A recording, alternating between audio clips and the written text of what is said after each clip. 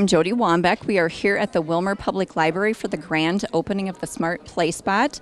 And joining me is Diane Kreisen with the Minnesota Children's Museum.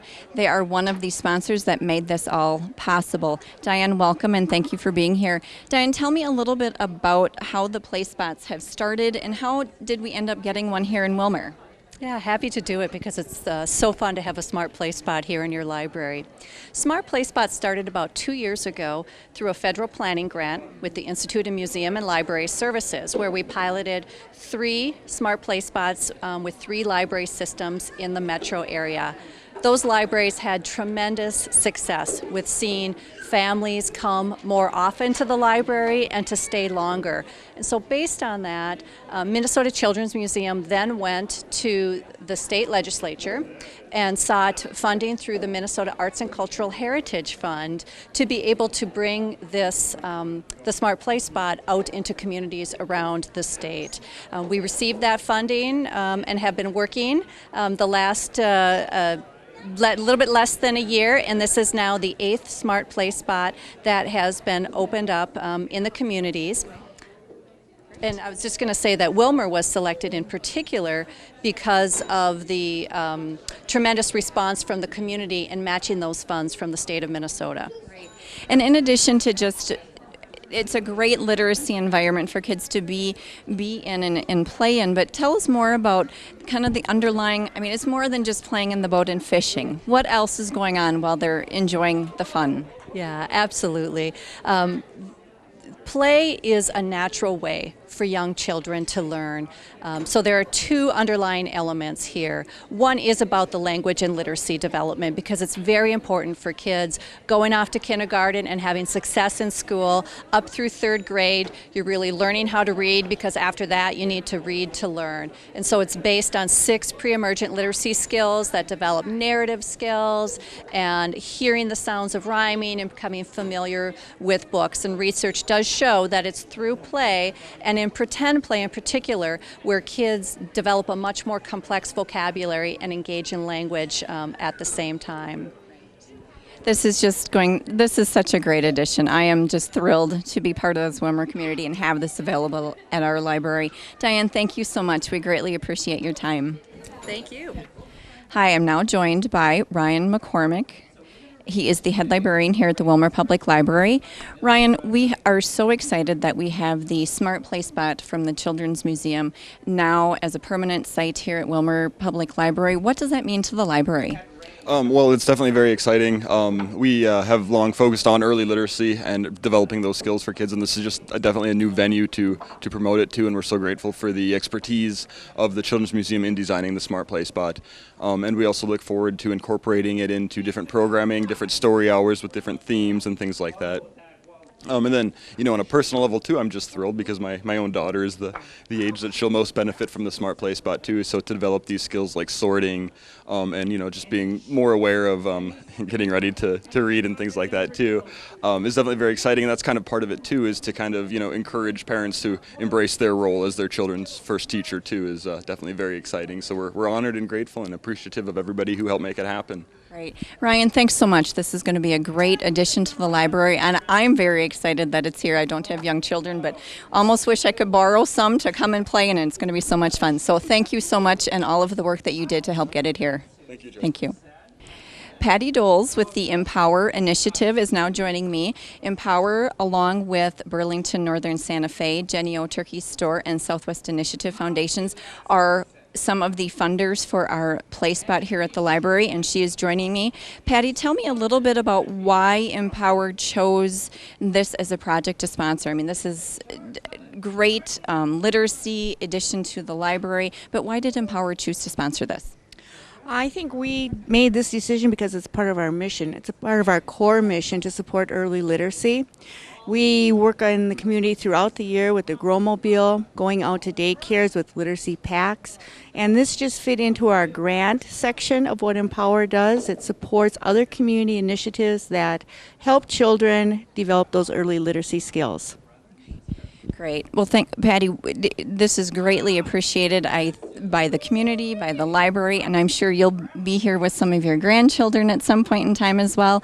So, Patty, thank you so much to Empower, and also thank you to the rest of our sponsors that supported this to get this here at the Willmar Public Library. You are watching Do You Know?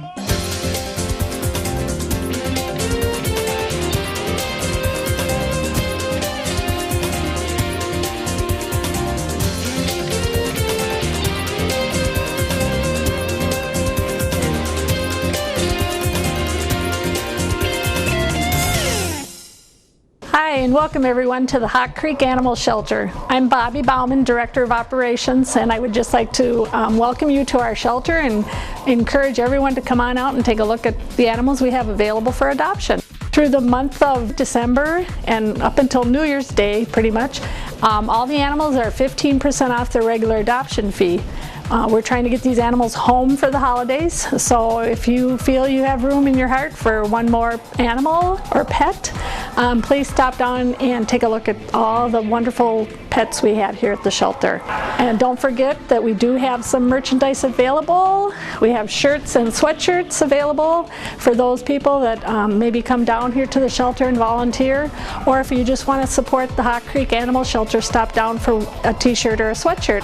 I would also like to remind you that we have the pet ID tags that we can make here on the spot, and those are wonderful, and it helps if your pet gets away from you accidentally. Whoever finds it can identify the pet and give you a call, and you can get your pet back. So don't forget we have those available as well. Just want to thank you for all your support and have a happy holiday.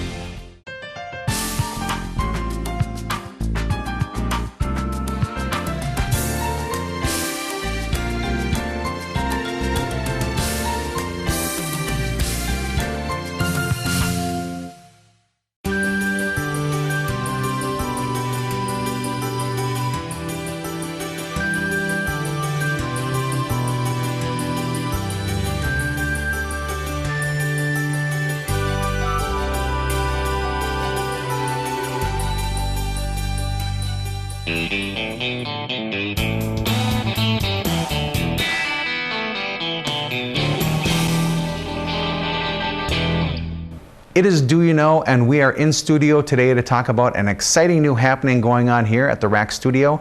We are proud to introduce our video on demand programming. Over the next 2 months, there's going to be over 120 local shows available to you to watch on our website whenever you want to. You don't need to wait for a certain day or a time anymore to watch it on TV, and you don't even need cable anymore. You can watch those programs online at willmarmn.gov/. WRAC. Now, some of those local programs include our 6 local monthly meetings, which are the City Council, the School Board, and also the County Board. We also will have 7 local church services or masses available online, and also 3 local monthly produced programs, Cardinal Clips, which is produced by the Wilmer School District, This Show, Do You Know, and then Out and About, which is produced by Latoya Hudson, again right here at the RAC Studio. We'll also have some special programs like the Elementary Song Fests, some special Finance Committee meetings, and we also will be covering a lot of the sports. We're going to be doing sports from New London Spicer High School. We also will have Wilmer High School sporting events, and New London Spicer will also be bringing us some local band concerts and some local choir concerts. A Holidays Parade is going to be on there. The Rice Hospital 25th anniversary is on there, and each and every month there'll be new programs again that you can watch online. Again, the address is wilmermn.gov/WRAC. That'll bring you to our homepage, which has our schedules on there.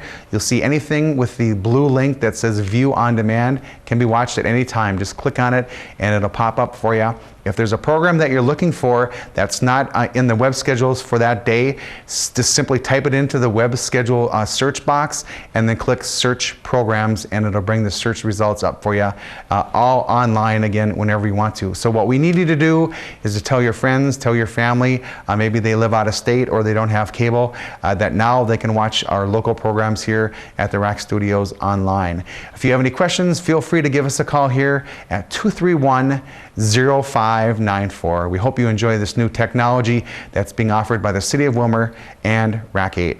All right, you are watching Do You Know? Hi, this is Susan Matson, Master Gardener, and today I'm out at Stacy's Nursery Tree Farm with Angela. We're going to look at some of the varieties of the trees, the Christmas trees here, and also talk about how the trees are prepared to where they are dug up and balled and brought to your home for planting.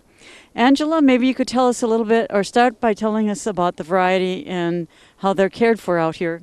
Sure. Good morning or afternoon, everyone. A couple of the things to start off is we started the tree farm back in 1978, about the same year that Stacy's Nursery was established. And my dad and grandfather planted about 30,000 Christmas trees back then. And we carry about 3 to 4 different varieties. The times are changing, so we don't plant as many of some of the varieties I'll mention. Our most popular tree out here for B&B and Christmas tree sales are the balsam fir, which are right behind us.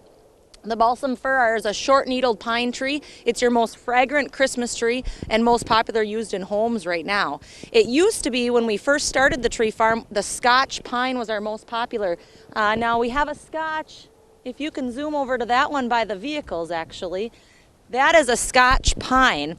And those used to be, back in the 80s and early 90s, the most popular Christmas tree. Kind of resemble the old Griswold Christmas tree, big and fat and fluffy. And people are going more to the tapered, nice balsam look now. So we actually used to plant more of those than we do now. In these days, we plant more of the balsam fir.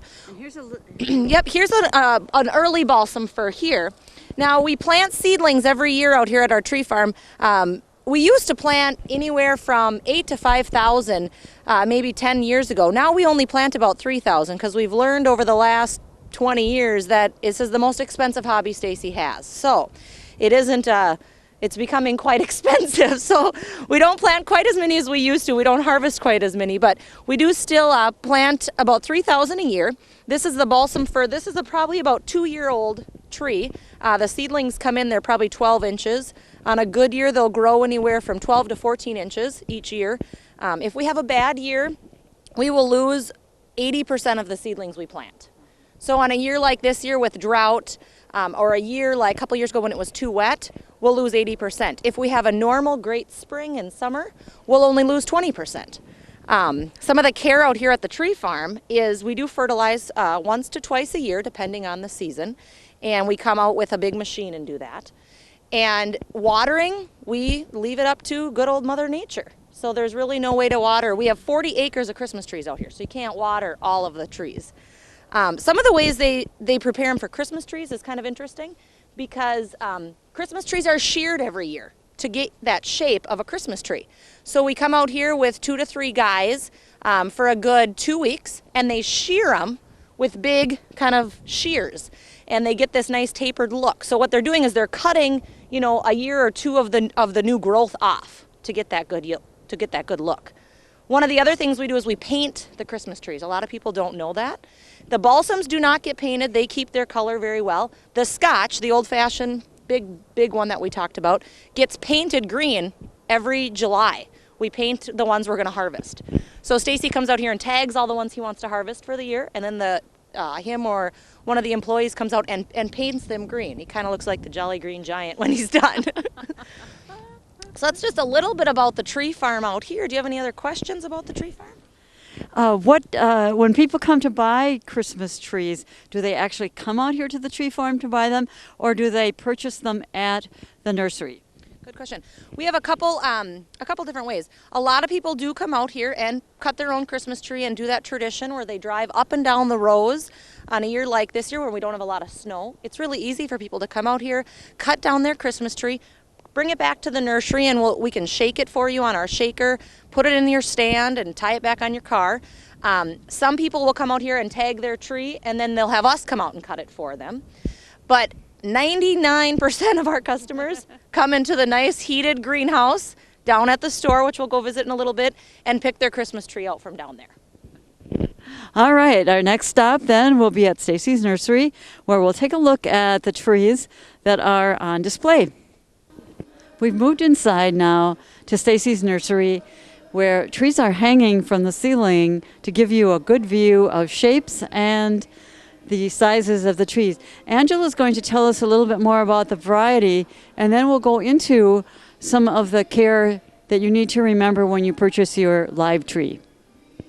Yes, it's a little warmer here than out at the tree farm. What we're trying to show you behind us is the 4 different Christmas trees we sell here at the store.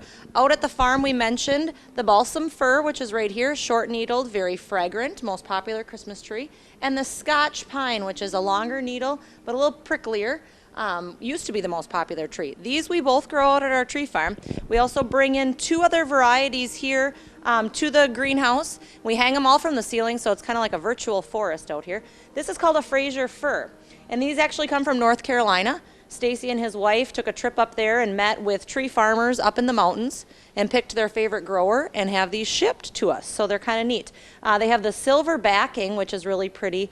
Create a very full tree. We kind of call this the Cadillac of Christmas trees.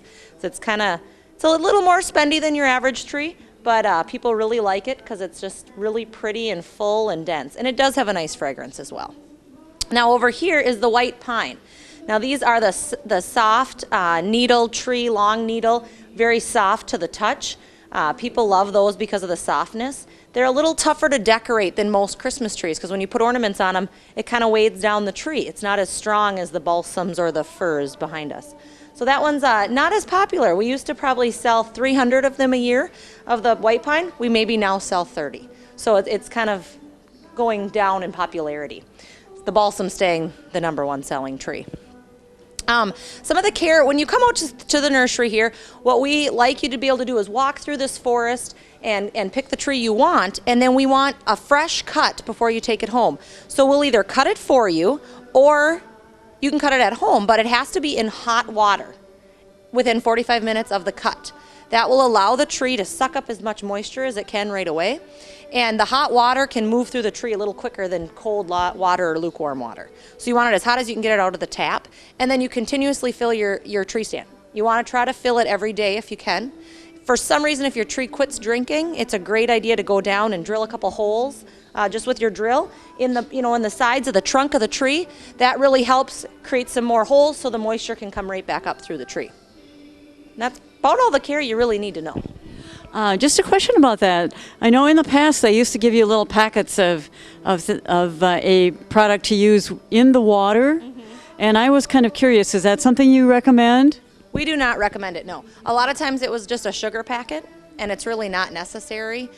Just as hot as you can get out of the tap, really that moves up the tree as quick as possible. There's really no other, sugar added, or people have tried to add different things to the water. It doesn't really matter. As warm as you can get it and keep the water filled should be all you need to know.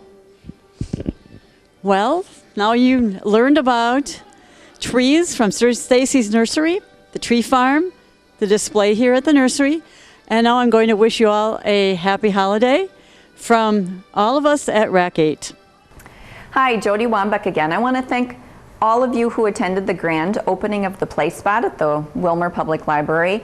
What a great addition to our community, and a special thank you goes out to the Minnesota Children's Museum as well as all of our local sponsors. This is a great addition to the library, and it's going to be a fabulous play site for children and families in our community. In addition to thanking everyone for attending the Play Spot event, I also want to talk about our WOW events, our World of Wonder events. And remember, those are events that are especially for children and families. Our December WOW event will be held at Redeemer Lutheran Preschool, and our January WOW event will be held at the Willmar Public Library. And to get the dates and times and some more information about those, be sure to check out our www.candykidsready.com website. That will give you all the information that you need in order to get the right time, the right place, and what it's about. And then again, early childhood screening. If your child is 4 and has not gone through screening, please call Community Ed and Rec at 231-8490 to get an appointment made, because remember, your children do need to be screened prior to attending kindergarten, and we want to get that done as soon as possible. You are watching Do You Know?